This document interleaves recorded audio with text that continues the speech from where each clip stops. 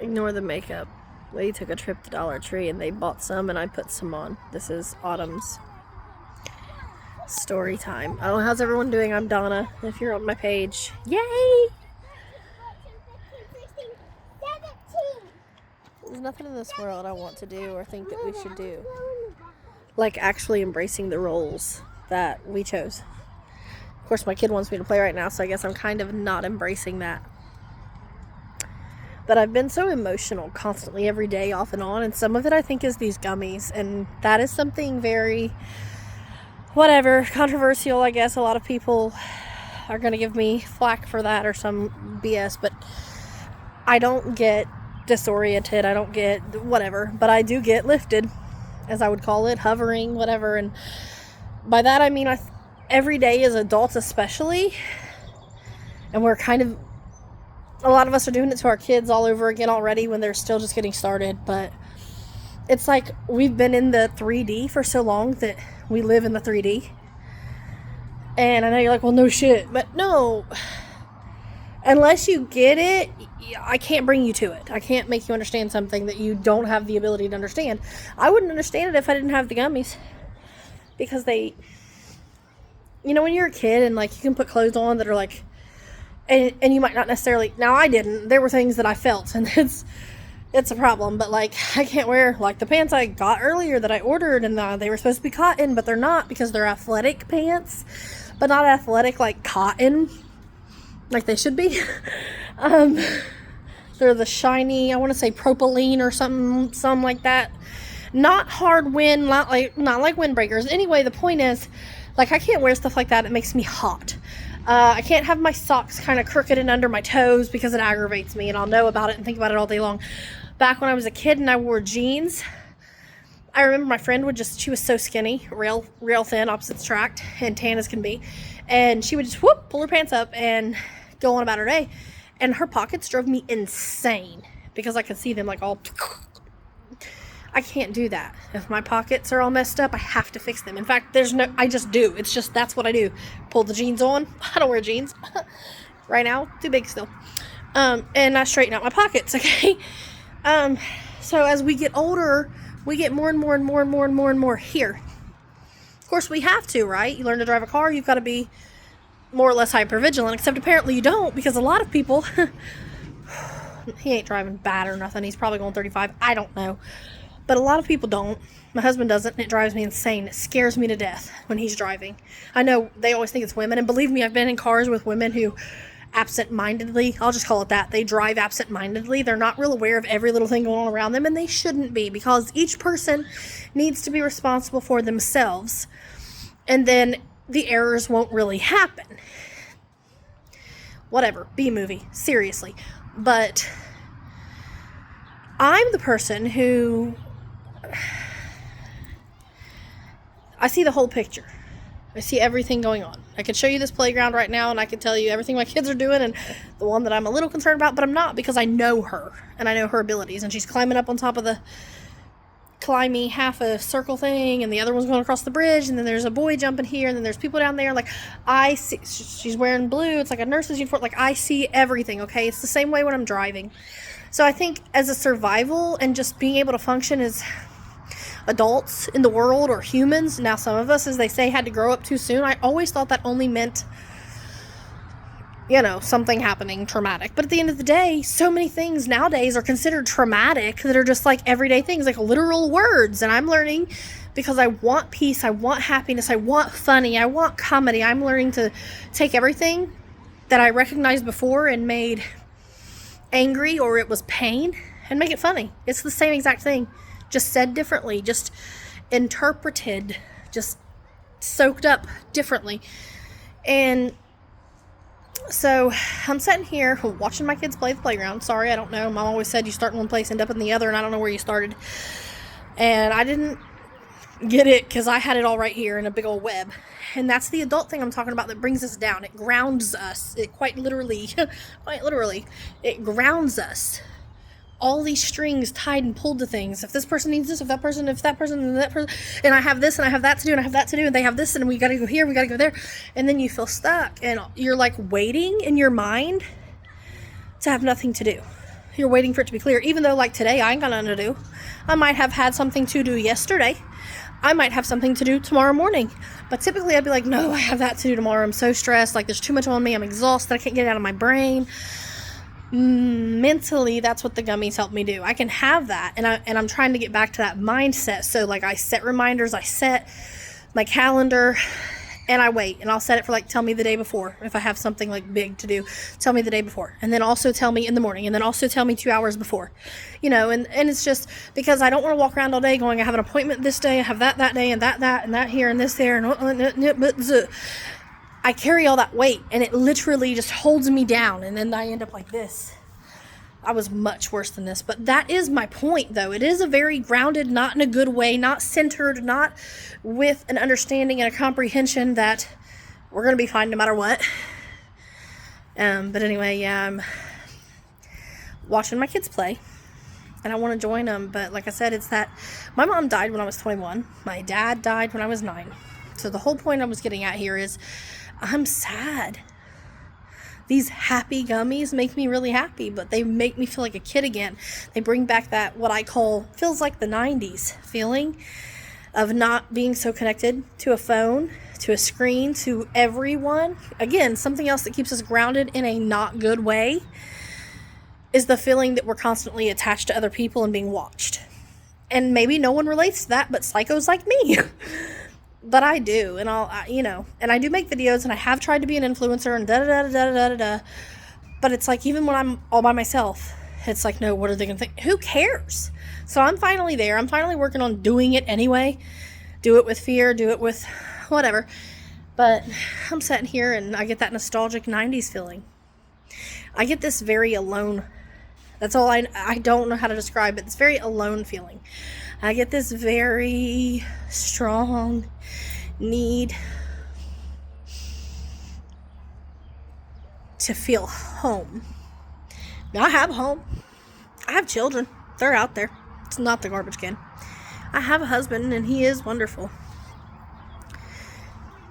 And I think by now he was supposed to feel like home, and most of the time he does. Most of the time I'm like, oh, I've had enough new stuff. I gotta go home.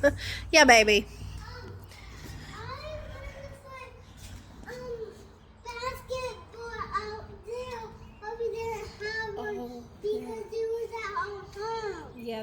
Yeah, we don't have basketball with us. There might be an extra basketball down at the court, but we'll all have to go down there and find out, okay?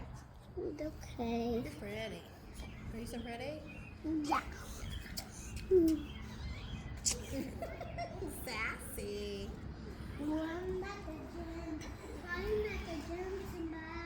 Crying at the gym. Down bad, crying at the gym. We know what you're singing, don't we? Down bad, crying at the gym. Everything comes out, teenage petulance. Anyway, sorry. I don't even really know what the point was. Maybe it was just to connect. It usually is. But yeah, I spent a lot of time sad and like just literally wanting to cry. And I think that was my point. My point was when people pass away or whatever, and especially when you're already an adult or you're just already like taking on so many responsibilities, and you just don't have time to sit down and really, really take it in. Like, it just becomes this routine. I have always hated that, by the way. That's always been something. Oh, okay. That's always been something, I guess, about humanity, the traditions, the routines. In that episode of Buffy when her mom dies and her sister, Dawn, who just passed away, Michelle Trachtenberg, she, says, like, you're acting like it's just a chore cleaning up after mom's mess. Buffy slaps her. Anyway, but I get that. It's hard. And I did it. I did it when my mom died. I did it when a lot of people died. I took care of my nieces and nephew or did whatever. I just found a reason, something else to do to keep them so they didn't have to deal with it. And I think it's that concept of you'll miss someone every day.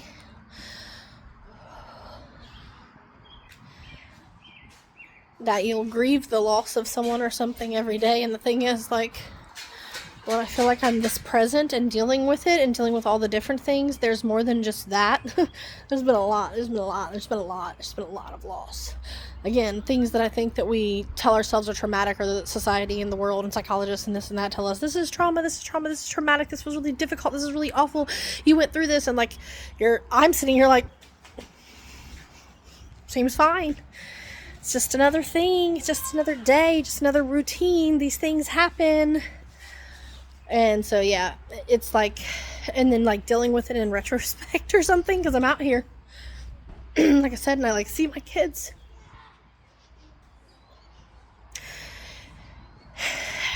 And I wish they were here.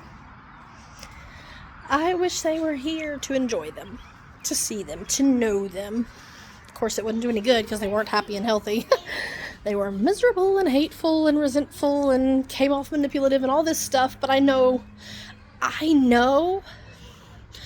throw around narcissism, whatever you want, all these words. But, yes, at home. And you're lucky I brought him in the house earlier.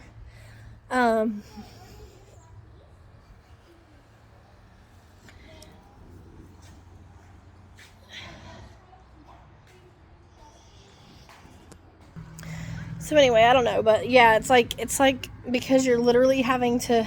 So when my mom did die, I was alone. I had time. I worked, and I was in college, so so I didn't really. But I remember I sat down and watched the movie My Sister's Keeper, and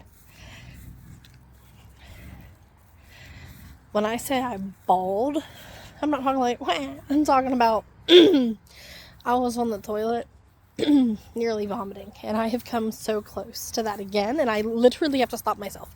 I remember when I was a kid, I would cry over whatever, something hurt so bad. Mostly it hurt my insides more than my mouth, but honestly, things hurt me when they hurt me. Like, they hurt me big, like physically I can feel them. Even if it's like a gentle poke, but it's like deep tissue. And that's kind of how it is too. That's exactly how it is with my feelings, but it's like I just kind of.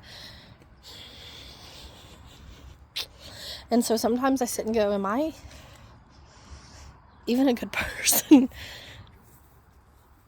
I know that I feel, though, so I know it's not possible. Like, I can't be, I'm not this empatheticless, feelingless person, and I know that now, and I'm sure there was a time when I lost all confidence and kind of went downhill and was like, am I? I'm not, I can't be, it's not even possible. I feel way too much empathy and pain and just everything for everyone. I still need to watch that movie, Everything Everywhere All at Once, but I don't know, I've been trying to get it in touch with all this stuff again, and I can see the synchronicities, and I can hear, and I put in that Avril Lavigne, like I said, I had 3 Avril Lavigne, like, hey, listen to this. Well, then the Let Go album, I can't even get to work. But it was complicated. That was on in Walmart when I went in earlier. And so I don't know if there's a message there or if I'm supposed to, do something with that. But I ended up jamming to it in the car. And I was like, oh, yeah. But again, like therapeutic and something I've not done in so long and felt. I couldn't feel. I just went through. It was just songs. It was just lyrics. It was like, oh, how clever, how cool, how smart. And now I'm like, and it's, yeah. Being able to get completely lost in a song or an episode or a TV show again and look at the surroundings. Not just like look at it and go, oh, that was clever, that was smart, that was good. Yeah, I know how they did that. Like, rating the show. Instead, fully seeing it. Watched Buffy, the Vampire Slayer, the original, of course. Again, for the first time, and mindfully, as in I watched it. I didn't have my phone in my hand.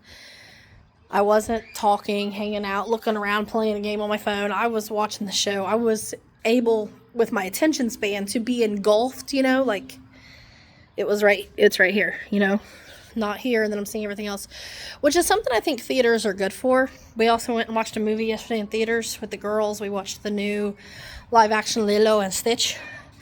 I loved Lilo and Stitch. I love that movie. I really always resonated with Lilo. I always kind of felt like, oh, I get that girl. Oh, yeah, I get her. And now again, kind of as Nani, I'm like, I get her. as now I'm a grown up. So now I get both of them. And anyway, yeah, again, it's funny. I don't know what's happened. Like, I've been doing Reiki, whatever. I prefer Healing and Beyond here on YouTube. He does work with like Archangel Michael and all that jazz. Anyway, I do like watch the cord cutting videos and stuff. They seem to really help. Of course, lots and lots and lots and lots and tons and tons and tons of prayer, which oddly you wouldn't think, but I have to remind myself to do that more and more often, especially certain kinds of prayer, you know, being thankful, this, that, and the other, affirmative prayer. Go on, head toward the bathroom. Mommy's coming. That way. So, I know that on the days that I don't exercise, wake up early, go for a walk at least, dance, something with a release. I'm taking the bathroom now. It's worse.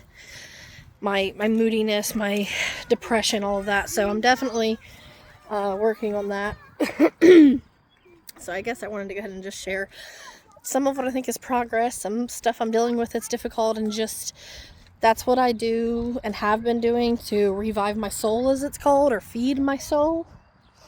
I walk, preferably every morning, but I walk in nature, not just here at the park, because, again, with feeling like all the doors are open and everyone's looking, and then I go to pleasing them and entertaining them or something, and it's like, that's not always good game. She's practicing, I guess. I definitely always will share anything that I feel like has helped me massively and drastically, and nope, don't make any money off of a bit of it. So yeah, the Reiki videos, any of them that work best for you. Okay, I heard you. And like I said, prayer, lots of water. I mean constant water. And if you can fast as much and often as you can. You know, not eating. Also, now I'm starting to try to eat whole foods and anything with extra protein. Healthy stuff like tuna. I will take you in there to pee. I'm going to take her in here to pee. So, prayer, water, regular exercise, aka cardio, but also things that make you feel good, build up the parts you want, celebrate the small wins, the little things you do every day that make you proud. I'm gonna go take care of her. Love and peace, everybody. Good luck, positive energy to you. Harm to none.